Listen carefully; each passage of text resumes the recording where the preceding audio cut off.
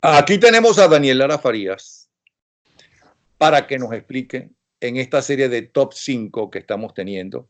Bueno, para él, ¿cuáles serían los top 5, los más grandes torturadores del narcorrégimen venezolano? ¿Cómo estás? Buenos días. Bueno, aquí estoy con la velocidad del rayo, Napoleón. ¿Sabes qué? Que me quedé pensando cuando me Hay hiciste. que decirte Bazinga, supongo yo, ¿no? Usted también se puede. Ah, Mira, me quedé pensando largamente cuando me planteaste el tema, porque tú sabes que yo tengo cerca de 6 años ya tocando todos los días, todos los martes en mi programa en Radio Caracas Radio con Omar Hernández, el tema de los presos políticos. Y con sus familiares, con presos políticos liberados, con sus abogados.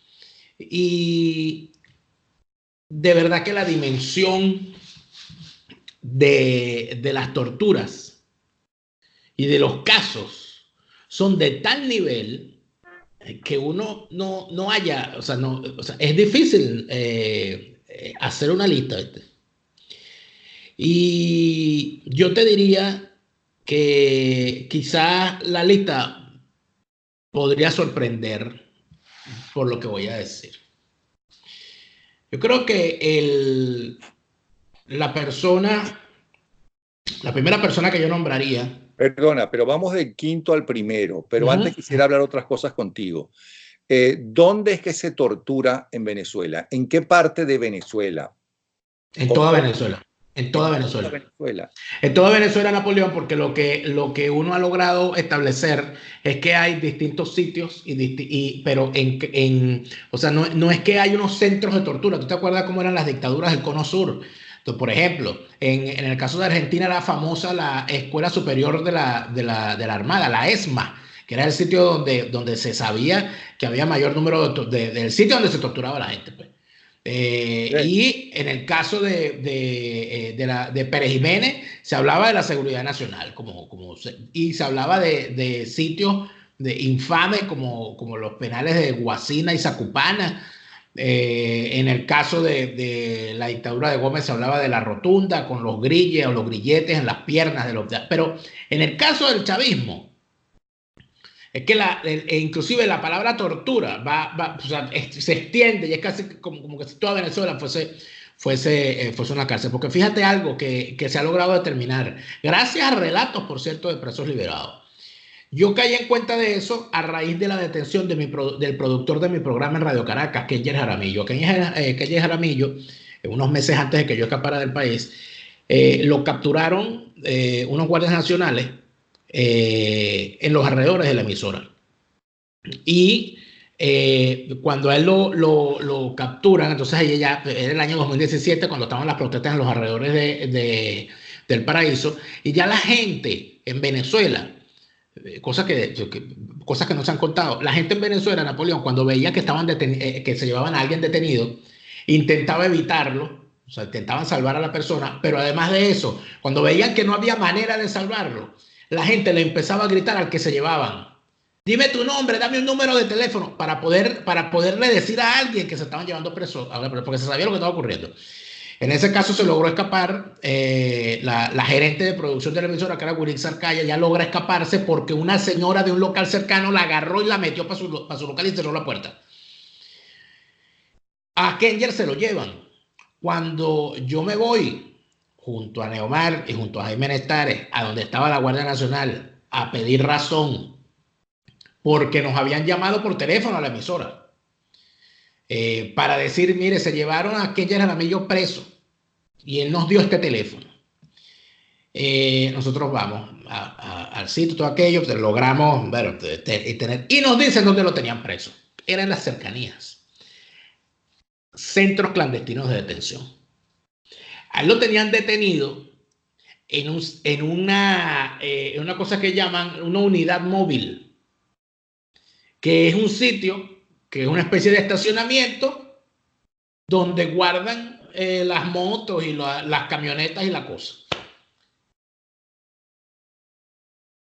Eso no es un sitio de reclusión. Bueno, ahí tenía una gente presa que la gran mayoría eran manifestantes. A Kenyer lo sueltan, obviamente, porque Después que lo agarran es que se dan cuenta que es un periodista, que no lo pueden matraquear como estaban matraqueando a todos los muchachos que estaban presos allí, a sus familiares, que se moviliza. Afortunadamente el Colegio Nacional de Periodistas, la emisora, todos los amigos nos fuimos al frente de la emisora hasta que ayer lo liberaron.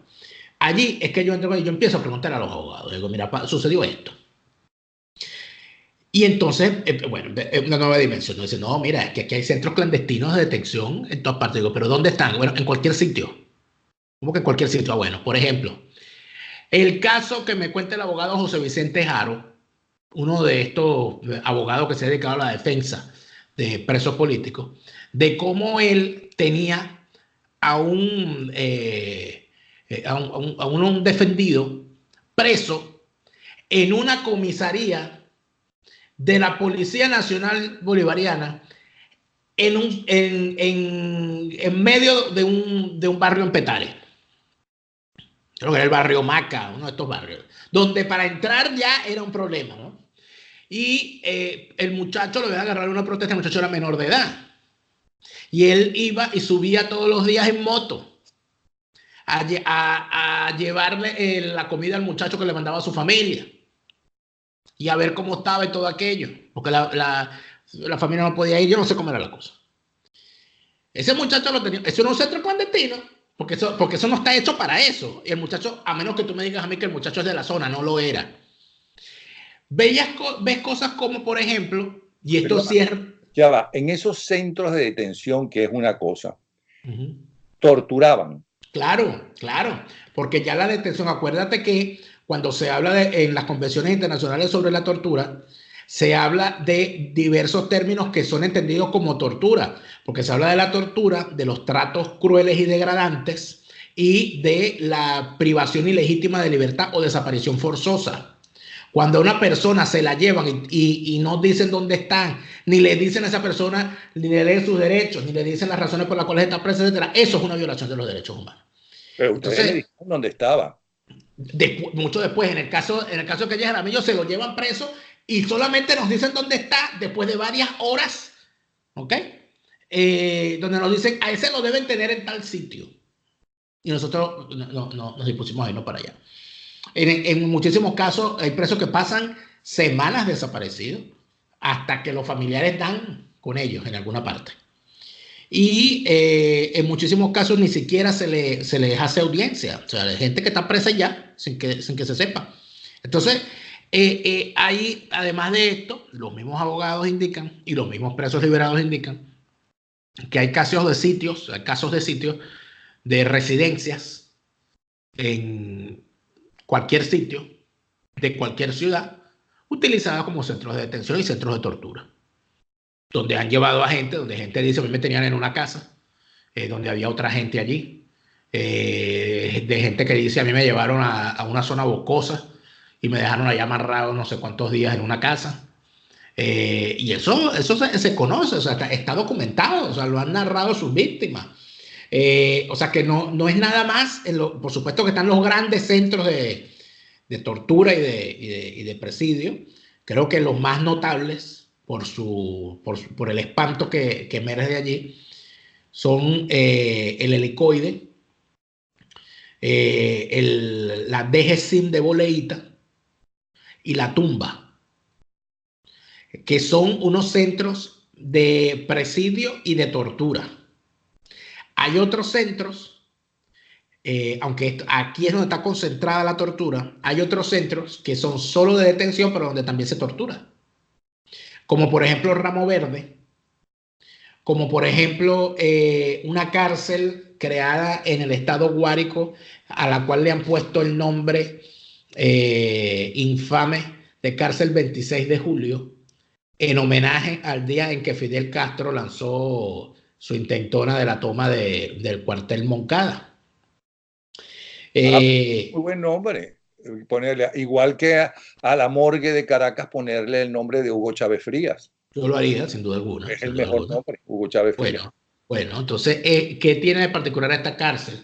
En el relato de presos que han salido allí, de abogados, esta es una cárcel cuyas celdas están enterradas, ¿no? Y los barrotes no están de frente como una costumbre ver, sino arriba. Entonces, son como unas alcantarillas. Los custodios caminan por encima de esa alcantarilla. Y es normal que narran los presos que los escupan, que la comida se las lanzan, ese tipo de cosas. Si los tienen como unos animales en zoológico. Eso es Guárico. Eso es en Guárico, en el penal 26 de julio. Tienes el caso de el segundo lugar de América, segundo lugar del hemisferio occidental, donde se aplican las técnicas de la tortura blanca, que es un método de tortura inventado en Rusia. Solamente hay 2 sitios fuera de Rusia donde se aplica ese método de tortura: Cuba y Venezuela. Por supuesto, los rusos lo llevaron a Cuba y Cuba lo exportaron como a Venezuela.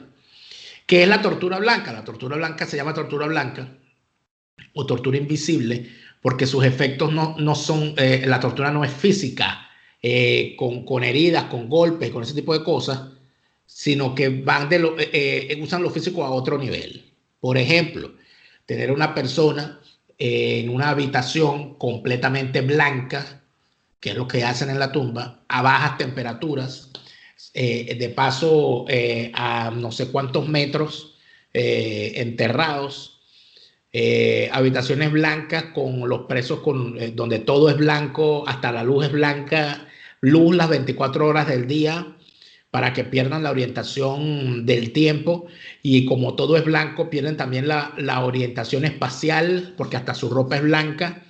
Y llega un momento en que el efecto, según han narrado, por ejemplo, Lorenz Salé es quien mejor ha narrado esto, Lorenz Salé, Gabriel Valles y Gerardo Carrero, que son los 3 presos más importantes que se ha tenido en la tumba, los más notables, los más famosos, que llega un momento que dejan de identificar colores, o sea, que no ven, o sea, empieza a dañarse la vista, porque evidentemente al tú estar permanentemente con una luz artificial, al estar con temperaturas bajo cero, y al estar además vestido de blanco y metido en un espacio blanco, ya tú, o sea, inclusive se te empiezan a olvidar los colores. Yo recuerdo que la primera gran protesta que hicieron estos muchachos estando presos fue exigiendo, y aquí estas son las barbaridades, exigiendo que les permitieran entrar lecturas,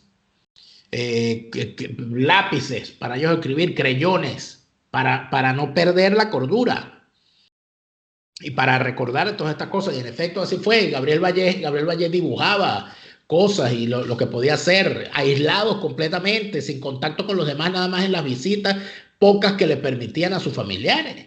Lorenz Salé me dijo que todo eso que tú estás diciendo, pero además que previo a el interrogatorio había gritos durante toda la noche, no te dejaban dormir a propósito, con gritos y demás, de forma que tú salías al interrogatorio totalmente destrozado, desestabilizado. Exacto, músicas a todo volumen, ese tipo de cosas.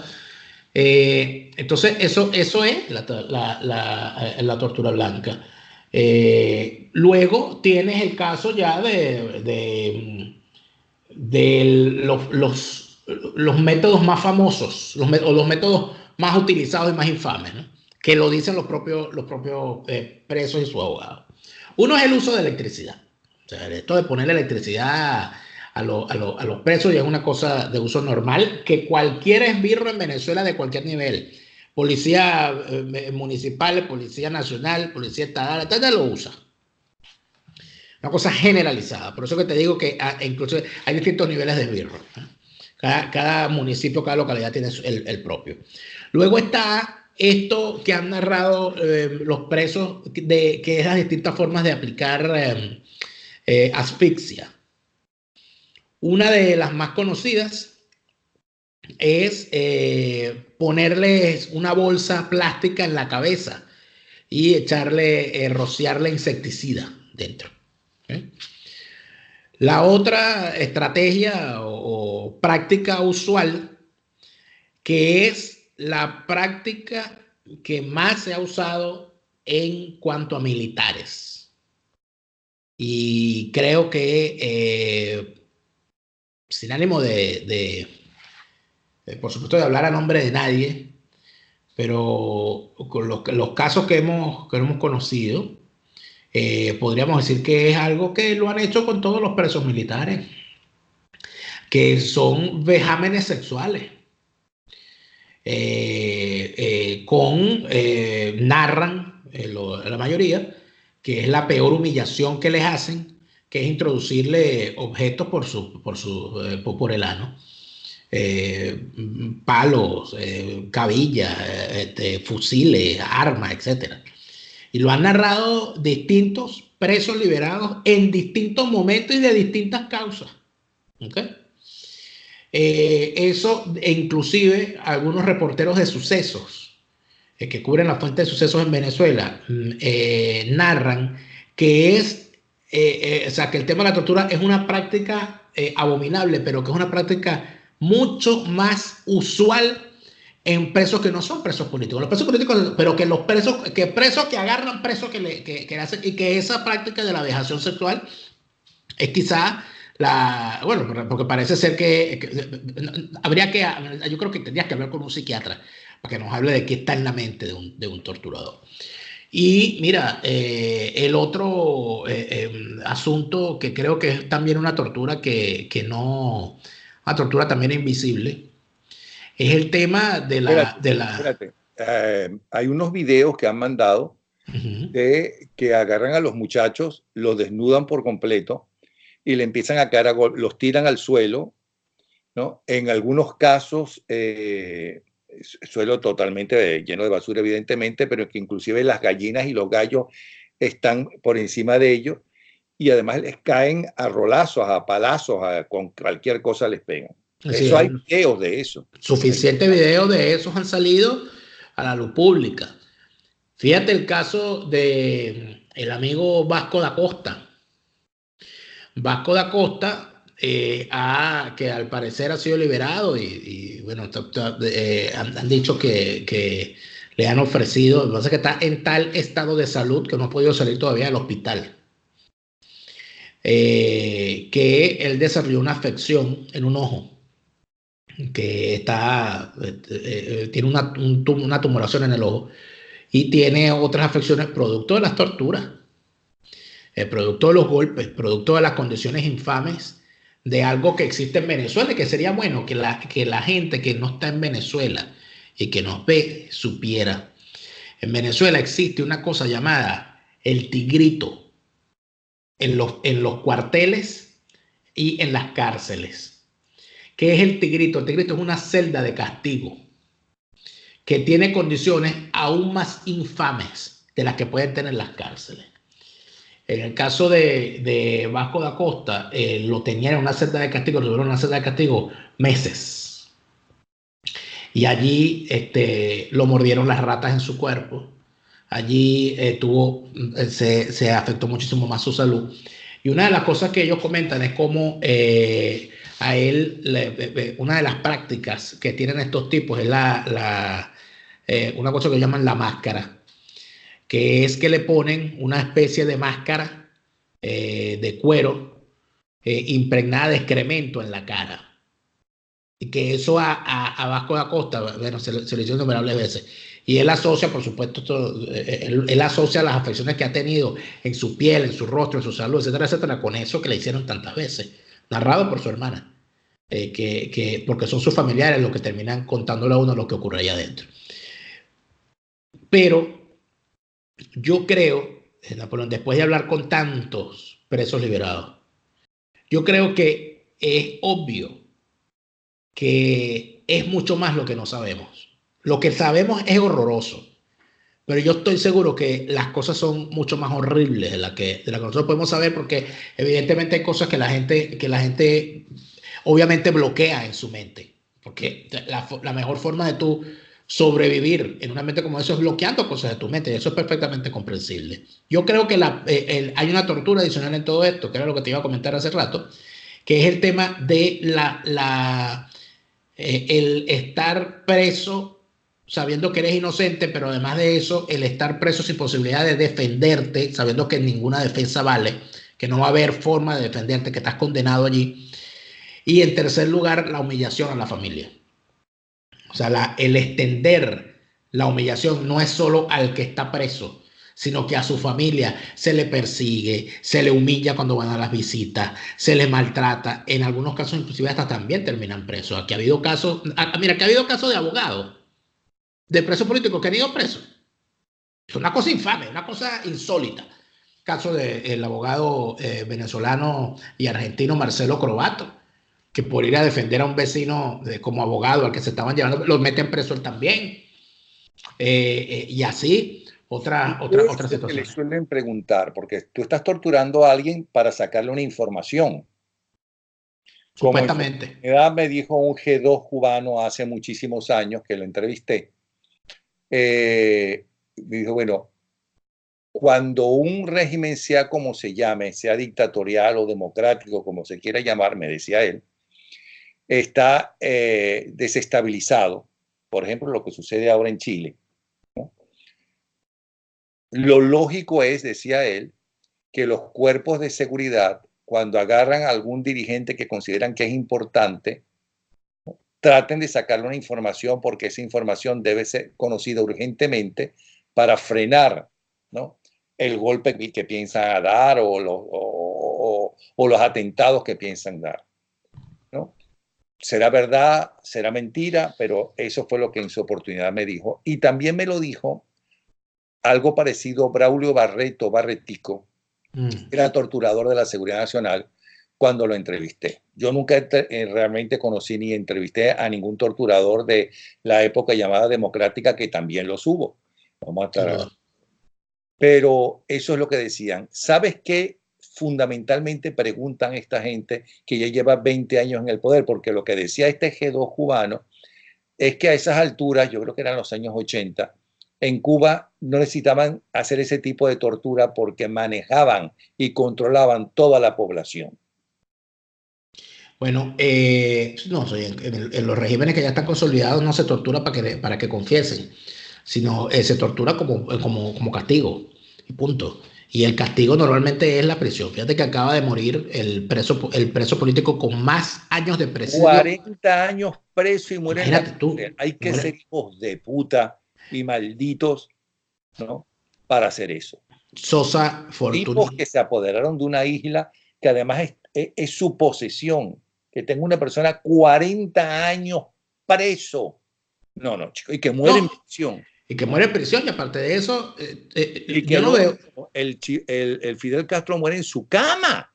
No, Pero que no, lo peor no es eso, lo peor es que no hemos visto una ola de indignación mundial no, no. de esta progresía universal que se indigna por, qué sé yo, por un perdigonazo dado en Europa, pero es incapaz de ver el suplicio de los presos políticos que hay en Claro, Latinoamérica. porque estoy entendiendo ahora que llega un momento en que cuando se hace habitual y denuncian una y otra vez y se va, que es lo que creo que estoy sintiendo con el caso venezolano, que ha pasado de ser titular de primera página, porque tanto se repiten las mismas abusos y demás, que ya no son noticias y que ya es una cotidianidad. Y llega un momento, como es el caso cubano, y espero que no sea el venezolano, ¿no?, que otros casos más novedosos, pues los tapan.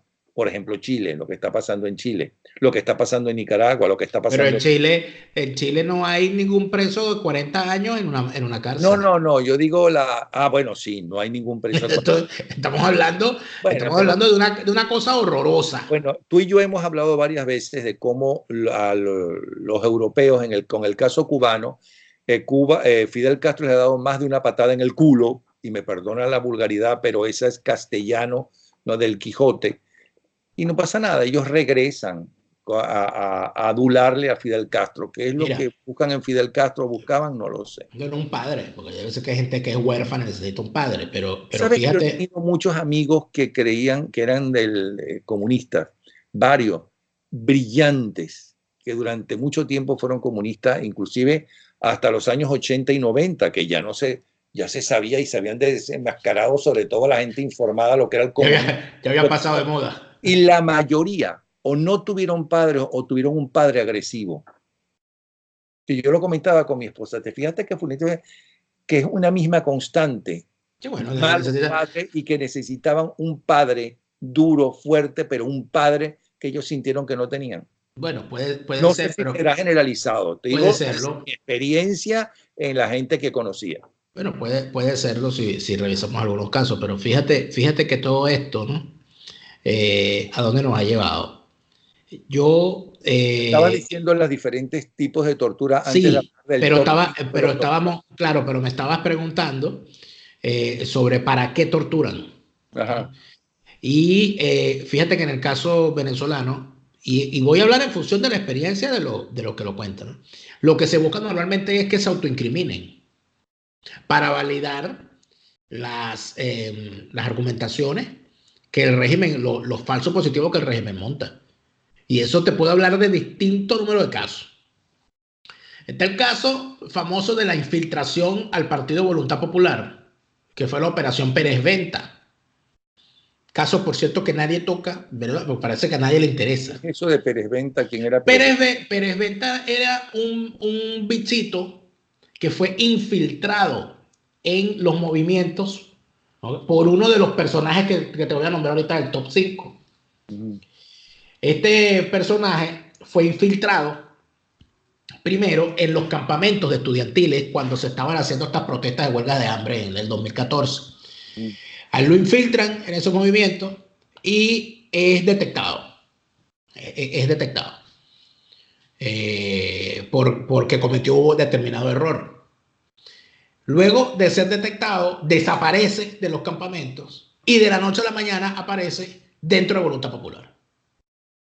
Este individuo, Pérez Venta, aparece dentro de Voluntad Popular como director de Derechos Humanos de Voluntad Popular en Caracas. Okay. Bueno, X, ¿no? Uno más de tanto. De hecho, William Saad. una cosa así como esa. De hecho, cuando Leopoldo López se entrega al régimen en su momento, el tipo estaba al lado de él. Él aparece en la foto con Leopoldo. De repente se arman entonces estas cuestiones, estas acciones de calle y todo aquello, y el tipo estaba actuando en los Altos Mirandinos, por allá. Y ocurre el evento de una señora que no sabemos a todas estas, yo no sé si la señora de verdad existió, porque aquí todo lo he puesto en cuestionamiento después de enterarme de varias cosas, llamada la señora apellido Ergueta.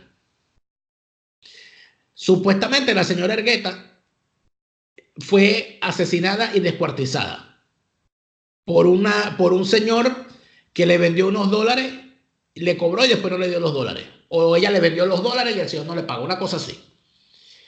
En medio de esta situación aparece la señora, un cadáver descuartizado, dice el régimen, y ese cadáver descuartizado, entonces no hay ningún familiar, por cierto, o sea, yo no he visto ningún familiar haciendo una campaña por la cuestión de la señora X. Y capturan a un descuartizador. Y entonces el descuartizador es este director de recursos humanos, de derechos humanos de Voluntad Popular. Entonces el tipo lo capturan y el tipo aparece en un video, ¿no?, diciendo que bueno, que él lo había mandado Leopoldo, lo había mandado Lilian, los hijos de Leopoldo, todo el mundo, que él hizo eso por orden no, que él le dijeron, ve, mátala, descuartízala, sácale las uñas, todo eso, y también me pusieron aquí cierta, o sea, el tipo, un cuento ahí. ¿Qué es lo que pasa? Bueno, ese es un infiltrado, obviamente, eso es un agente, ¿no? Sembrado allí para hacer eso. El problema es que ese agente empezó a decir, y en esto me ayudaron fulano, que eran todos activistas, ¿verdad?, a los cuales se llevaron presos. Esos Es una activistas, justificación, una mentira para justificar que se llevaran presos a unos dirigentes de Voluntad Popular. a esos dirigentes, no de Voluntad Popular, que es lo peor. Activistas de calle que se sumaron a las protestas, chicos, en los sectores. Okay. Ajá. Porque no había ningún partidista. Bueno, sí hubo unos dirigentes de Voluntad. Rosmi Mantilla fue uno, por cierto. Rosmi Mantilla fue uno de los que cayó a raíz de eso, y otros más también. Hubo varios dirigentes de Voluntad Popular que en esos tiempos cayeron. No solamente Leopoldo, cayó Rosmi Mantilla, cayeron varios. Gilberto Sojo, otros más. Pero particularmente en el caso de Pérez Venta, el tipo involucra a una muchacha que yo me atrevo a decir que ha sido la mujer más torturada en estos años de chavismo. Araminta González. Araminta González era una muchacha, una ciudadana como cualquier otra que en los Altos Mirandinos se dedicó a protestar y parece que en algún momento conoció a este señor, parece que en medio de estas protestas llevó a varios manifestantes que estaban en la zona a refugio a su casa y allí el tipo robó algo y a todas estas le desgració la vida a esta muchacha involucrándola. Rodolfo González el aviador, ¿te acuerdas del caso de Rodolfo González el aviador? Sí. Que terminó suicidado dentro del helicoide. También cae ese gentío y hubo unos que se tuvieron que ir de Venezuela y andan regados por el mundo gracias a la infiltración que se hizo de Pereventa, que todavía no se ha sabido, Napoleón, todavía no sabemos cuál fue el alcance de eso. Entonces, ¿qué hacían con los que agarraban? Los torturaban para que dijeran, para que se aceptaran grabarse en video diciendo que sí, que es verdad, él me puso, está así, y yo fui y Leopoldo me mandó. Y eso lo han hecho con todo. ¿No te acuerdas el video que salió de Juan Requesens? Salieron dos videos. El primer video que distribuye el régimen con Juan Requesens confesando hasta que había matado al niño Jesús, el pobre, y luego aparece el otro video filtrado desde adentro donde aparece el muchacho bañado en excremento. La familia de Juan Requesens, su padre que es médico, señor que uno lo ve quejándose, el pobre, como todo padre todos los días por la infamia que le están haciendo a su hijo y a su familia. Bueno, el relato es que cuando logran ver, entonces aquí tiene la otra razón, fíjate cómo se vincula la tortura con todo esto, el aislamiento. Entonces, a Juan Requesens lo tuvieron aislado como un mes y medio, sin que su familia lo pudiera ver. Cuando la familia lo logra ver, le preguntan por la cuestión de ese video. Y la respuesta de Juan Requesens fue, ¿cuál video? Es decir, él no recordaba haber grabado ningún video. Así le habrán metido quién sabe qué. ¿Okay? Entonces, allí tienes otra, por el uso de sustancias, que parece que también es una cuestión bastante o sea, hecha de forma consuetudinaria. Ahora a todas estas entonces, en lo que terminamos es en lo siguiente. Cuando tú tienes todas estas cosas, tienes todas estas desgracias, cuando tienes a estos tipos siendo torturados o siendo torturadores en contra de ciudadanos inocentes que lo que hacen es utilizarlos para que se confiesen. Los que se han quedado en la tortura se han quedado porque se han negado a involucrar a otros o porque se han negado a los montajes. Estamos hablando y hay gente que ha muerto y aquí ni siquiera se ha dicho. Aquí se acusó, por ejemplo, porque aparte de eso, la revolución es como un inmenso burdel, chicos, pero una cosa infame.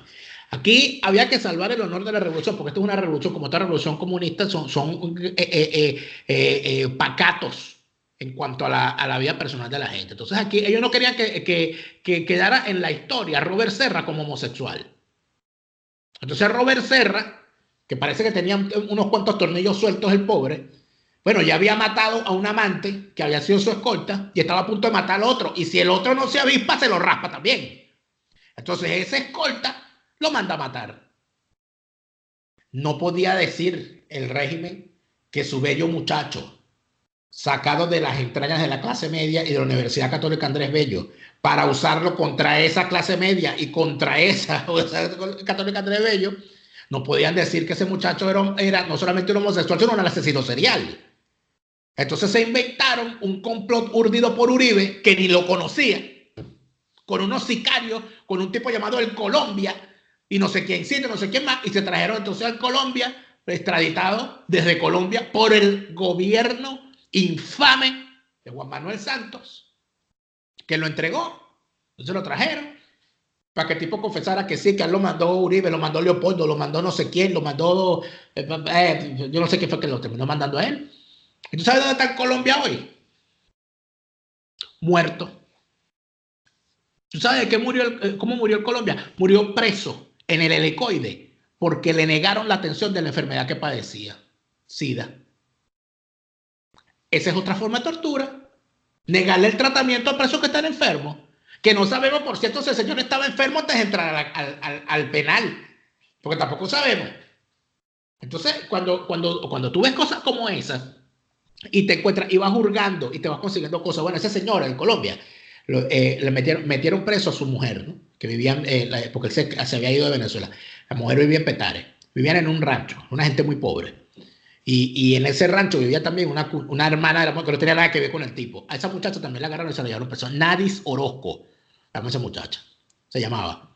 A esta muchacha la torturaron tanto que a menos de un año después de que la dejaran de torturarla, la muchacha se murió. ¿Y cómo es la tortura a las mujeres? Bueno, a esta muchacha, según cuentan, según contó ella, le ponían electricidad, la golpeaban muchísimo, por supuesto la violaron, y le ponían, le daban golpes de electricidad en la cabeza. La muchacha murió con, me cuentan mujeres que ya están liberadas y que estuvieron presas con ella, que esta muchacha empezó a tener problemas, ella se desmayaba de la nada. O sea, ella y se desmayaba, pum, y quedaba tirada en el piso por minutos. Hasta que la cosa se hizo mucho más difícil, tuvieron que pasar al hospital militar y en el hospital militar se murió. Bueno, y donde tú ves, ¿no? O sea, todo esto. Entonces, estas cosas, Napoleón, qué bueno que estamos tocando este tema, son cosas que están ocurriendo en Venezuela. Y lo que a mí más me preocupa es no solamente que no se dice, ¿no? Sí, que no se habla, que es una cosa que debería estar en toda la prensa, si es que de verdad dicen que hay plena libertad de expresión en Venezuela, que no se debate, que no se discute y que lamentablemente al final los únicos que quedan reclamando las torturas son los familiares de los presos y sus abogados.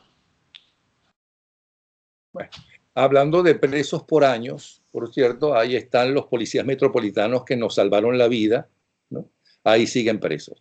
Pero bueno, el tema es realmente, francamente, asqueroso, desagradable. Y sí debería ser denunciado como se está haciendo, evidentemente, en organismos internacionales. Ahora bien, ¿cuál sería el top 5 entonces del quinto al primero de los torturadores? Mira, Porque yo, evidentemente no hay en la historia contemporánea de Venezuela, en el siglo XX y lo que va de XXI, un régimen que haya tenido tan número de asesinados y de torturados. Si se suman los asesinados y torturados en todos los regímenes, desde Juan Vicente Gómez, ¿no?, hasta la llegada de Chávez Frías, todos juntos es una minoría comparado con lo que han hecho estos degenerados. fíjate algo, yo te voy a hablar de los 5 nombres que puedo darte. Están puestos en distintos niveles y por eso que te decía que podría inclusive sorprender. En el puesto 5, yo pondría a un personaje llamado Hanover Guerrero. Hanover Guerrero es un militar, entiendo que tiene en este momento el rango de coronel, que se encuentra, es el director de investigaciones de la Dirección General de Contrainteligencia Militar, del DGCIM. Este sujeto, hay constancia por víctimas, ¿okay?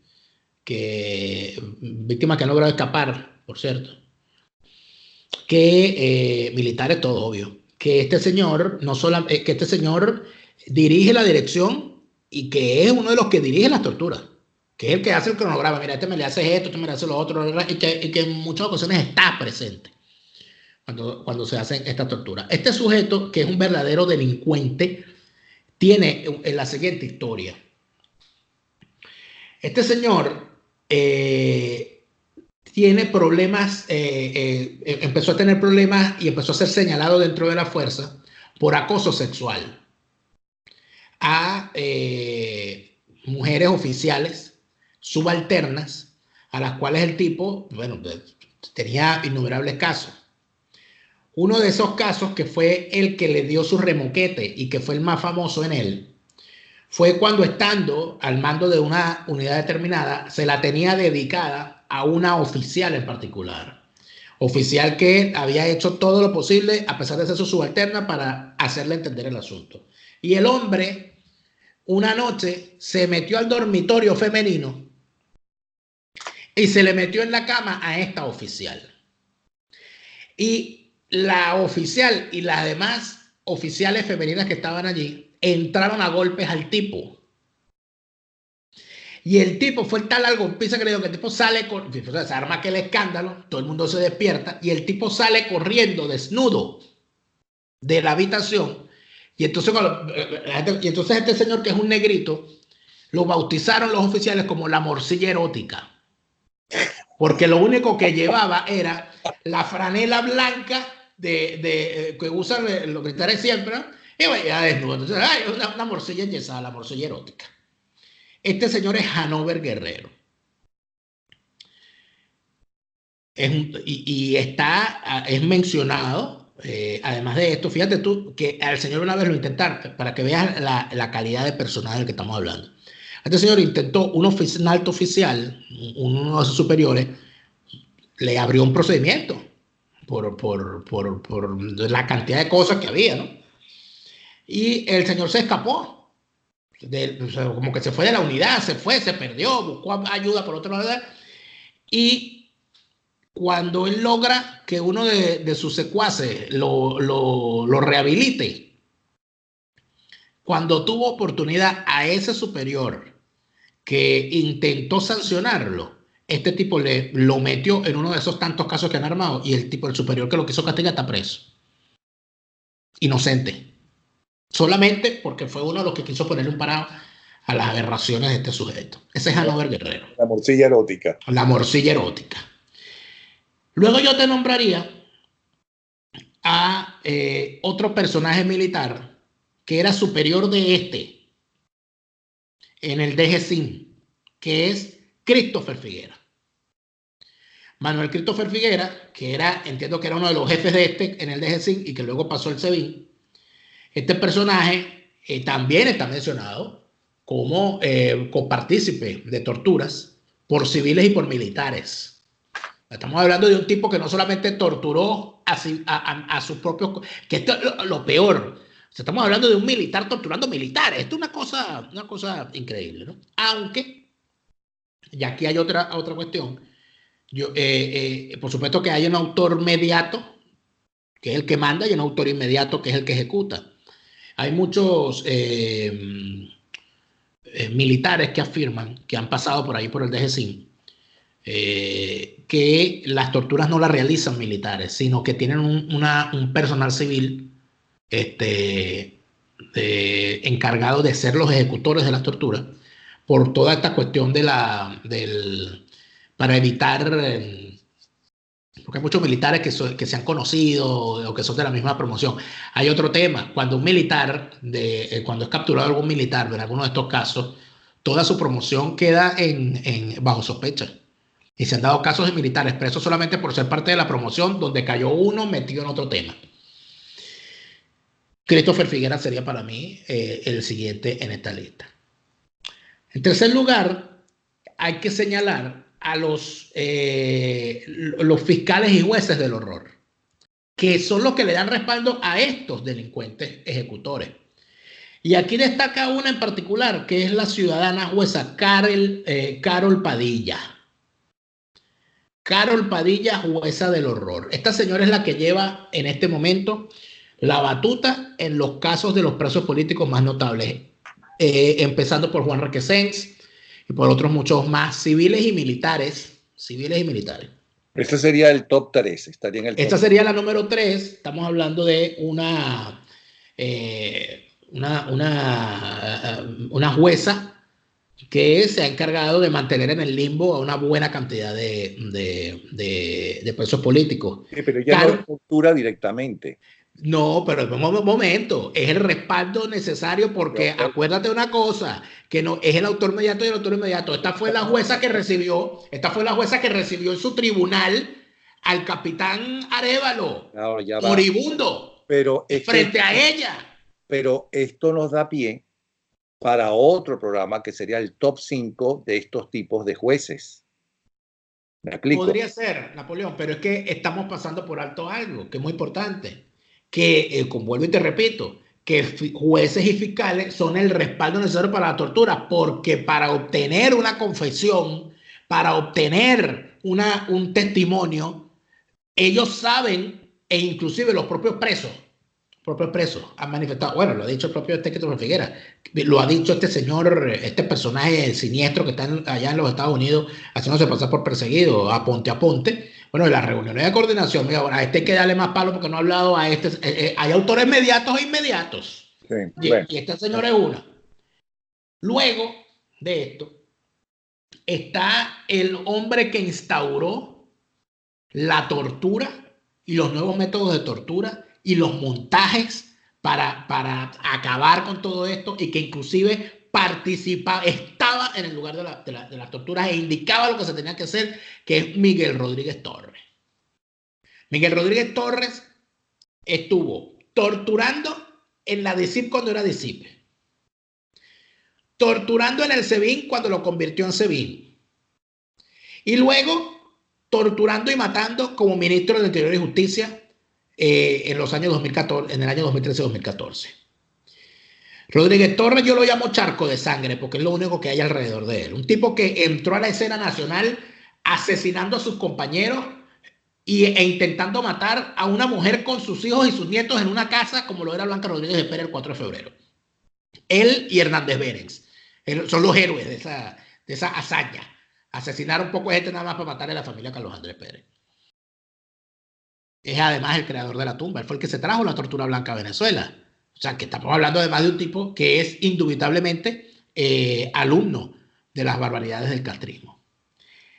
Mira, y yo te voy a poner en la cúspide de todo esto a la persona que creó todo el sistema jurídico para permitirle a los torturadores que tuviesen carne fresca para torturar. Luis Ortega Díaz. Es imposible hablar de la tortura en Venezuela sin hablar de la columna principal de la instauración de la tortura en Venezuela, que era la persona encargada de investigar y de impedir que esto ocurriera, que es Luis Ortega Díaz. Porque tú no puedes hablarme en ningún caso de una persona que esté presa sin que la fiscalía tenga que involucrarse, porque la fiscalía es la que acusa, es la que hace la acusación pública, es la vindicta pública.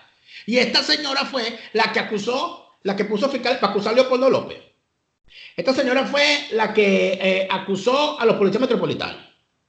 Esta señora fue la que acusó a todos los que Rodríguez Torres agarró, creándole casos y haciéndoles montaje. Fue ella.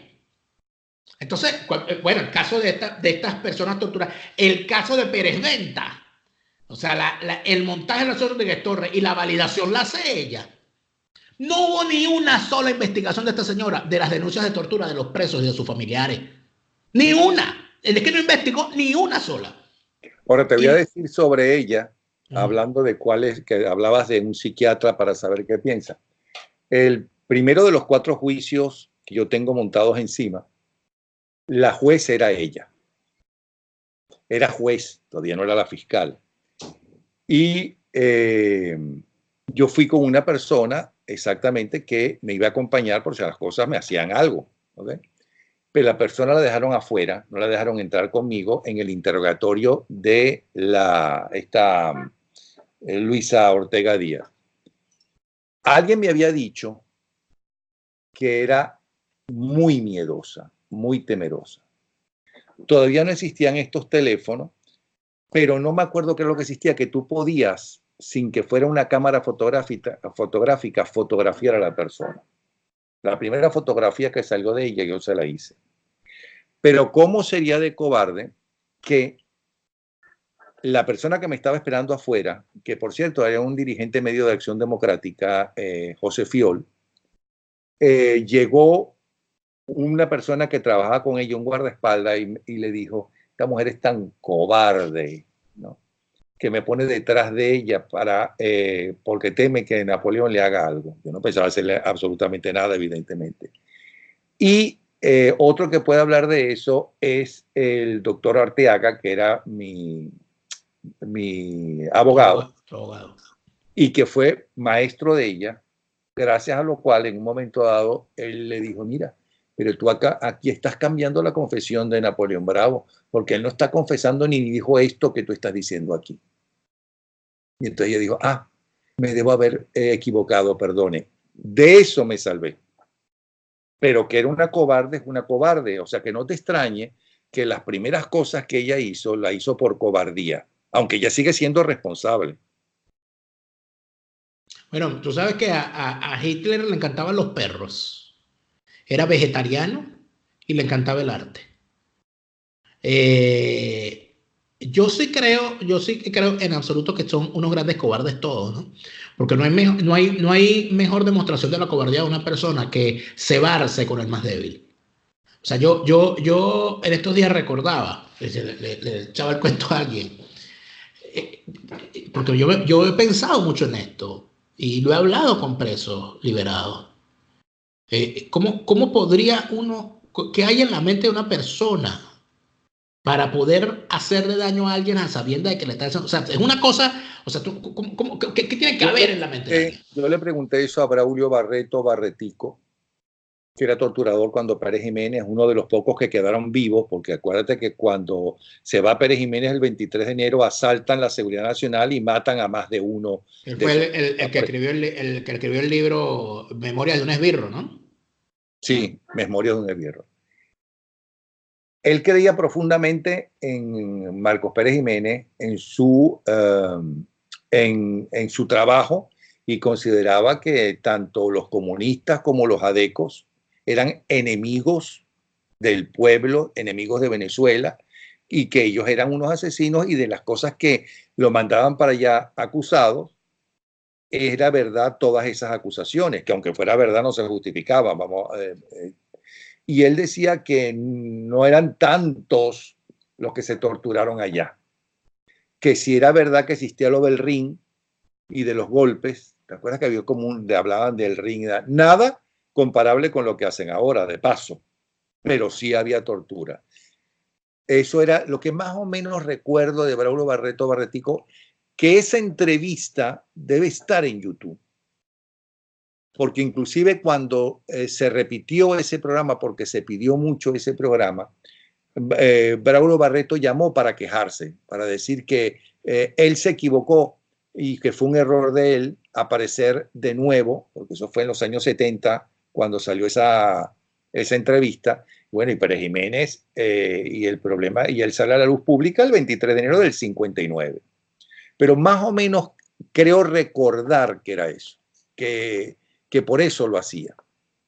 Eso era lo que decía, y la justificación que él ponía después de todos esos años. Mira, y arrepentido como todo. Después dice, yo me arrepiento, ¿no? Yo le hice el cristianismo. Tú puedes ser un asesino toda tu vida, pero supuestamente si estás moribundo y decides arrepentirte, entonces mira por aquí. Mira, yo fui quien le hizo la primera entrevista a Lorenz Salé cuando salió de la cárcel y llegó aquí a Europa. Primero en la radio y luego personalmente en su casa. Logré hablar con él un largo rato en una entrevista que fue publicada por la gente de Panam Post. Y yo le preguntaba esto porque a mí yo decía, pero Loren, o sea, tú veías, fuiste víctima de tortura. ¿Por qué torturan a estos tipos? O sea, ¿por qué hacen lo que hacen? Y él los segmentó. Él dijo, hay distintos tipos de torturadores. O sea, imagínate tú el tiempo que tuvo preso Loren como para poder pensar eso, ¿no? Mira, está el que tortura porque es un fanático chavista. Y es tan fanático chavista que dice, no, este es un escualo y este le tengo que dar duro. Y no me importa. Braulio Barreto. Exacto. Dice, está el que tortura porque es un deshumanizado y ese es su trabajo. Y él va a torturar a quien le digan que mira, dale a este, póngale a esto. Es una mentalidad. Y él se tortura a presos políticos y no políticos. ¿Okay? Dice, está el que tortura por negocio. Y eso es interesante. Dice, está el que tortura por negocio porque inclusive puede ser opositor. O sea, puede estar en contra del régimen. ¿Y por qué tortura? Bueno, porque el preso termina siendo una mercancía. Porque es un rehén. Y entonces me cuentas de casos de gente que cayó presa por cualquier tema y entonces es torturado y para que le diga a la familia que tienen que pagar tantos miles de dólares para que lo suelten. Un torturador por negocio. Yo bajo eso, déjalo ahí. Ajá. Entonces eso de alguna manera tiene una connotación interesante. Y luego está, me decía, el que tortura porque también tiene miedo, porque es un subalterno, que pasa mucho con los que son militares. Es un subalterno que tiene la orden y que de alguna manera termina, inclusive él puede pensar que ese personaje termina inclusive siendo una víctima porque víctima y victimario, pero que siendo una víctima muy probablemente se va a terminar convirtiendo en uno de los otros torturadores bueno, que se va. Varios de esos casos los puedes aplicar también a los jueces. Sin duda, claro, pero por supuesto, porque si tú tienes a un juez o a una jueza, ¿verdad? Que sepa lo que le pasó a la jueza Fiuni, por ejemplo, y si tienes a un fiscal que sepa la historia de lo que le pasó a Danilo Anderson, ¿verdad? También podría tener sus previsiones. Pero mira, yo te voy a decir una cosa, Napoleón. Cosa que no lo justifica para nada. Eso. Totalmente responsable. A eso es lo que voy. Mira, yo el testimonio, ya para terminar esta conversación, el testimonio de la señora Trudel. La señora Trudel era una secretaria. Trudy Espira. Trudel Espira. Claro, muy amiga. No. Trudel Espira era la sobreviviente del Holocausto. Sí. Correcto, a la cual también conocí. Yo te estoy hablando de la señora Trudel. Su apellido era Trudel. La señora Trudel era una secretaria de Hitler. No. Esta fue una víctima de Hitler. Una víctima de Hitler. Esta era una secretaria de Hitler que escribió y dio su testimonio, y en base a su testimonio, o de parte de su testimonio, están hechos varios libros y documentales, y en especial una película, que es la película llamada El hundimiento. Ella hace toda la narración, cuenta todo lo que ella vivió en los últimos 60 días que vivieron metidos en el búnker en Berlín, cuando ya se estaba acabando la guerra. Y ella, en uno de sus testimonios, ella manifiesta algo que es importante, que ella dice que ella no era nazi, que ella no era, que ella le tenía devoción a Hitler porque ella conocía al Hitler que estaba y que ella no había podido meter en su mente el Hitler monstruo. Que ella tuvo conciencia del asunto muchos años después, cuando va a un monumento, uno de estos tantos monumentos que hay aquí para recordar a las víctimas, y se puso a ver que estaban los nombres y el año en que nació, el año en que murió. Aquí en Alemania, en las ciudades, donde, por ejemplo, en la calle, tú puedes ir caminando en cualquier parte y te vas a conseguir muy seguramente una plaquita en el piso donde dice: en este lugar vivía fulano de tal, quien fue capturado tal, el año tal, y deportado a Auschwitz, y murió en el año tal. Es decir, por todas partes hay recuerdos, para que la gente no se le olvide. Esta señora estaba viendo y ella cuenta que ella vio que había una muchacha que había nacido el mismo año que ella y que murió el mismo año que ella entró a trabajar con Hitler. Entonces, que en ese momento que ella no pudo sacar de su mente que una muchacha de su edad cayó víctima del hombre con el cual ella empezó a trabajar el mismo año que la muchacha murió. Entonces, que ella empezó a cuestionarse a partir de ese momento su vida y que no pudo nunca apartar eso. Y su conclusión era que ella, porque ella siempre decía que ella no la podía comprender porque ella era muy joven, que ella era una muchacha veinteañera que consiguió un trabajo y que ella era muy joven y que ella no tenía la culpa. Yo vi esa película. Ella fue a presentarse y con otra gente que se fue a presentar cuando estaba buscando Correcto. una secretaria. Sí. La película está completa en YouTube para quien la quiera ver. El hundimiento es el nombre que tiene la película en español. Y ella, inclusive, ella aparece en la película al final con esta frase diciendo, yo siempre dije que no era mi culpa porque yo era muy joven. Y hoy, después de saber la historia de esta muchacha, sé que ser joven no es una excusa para no saber.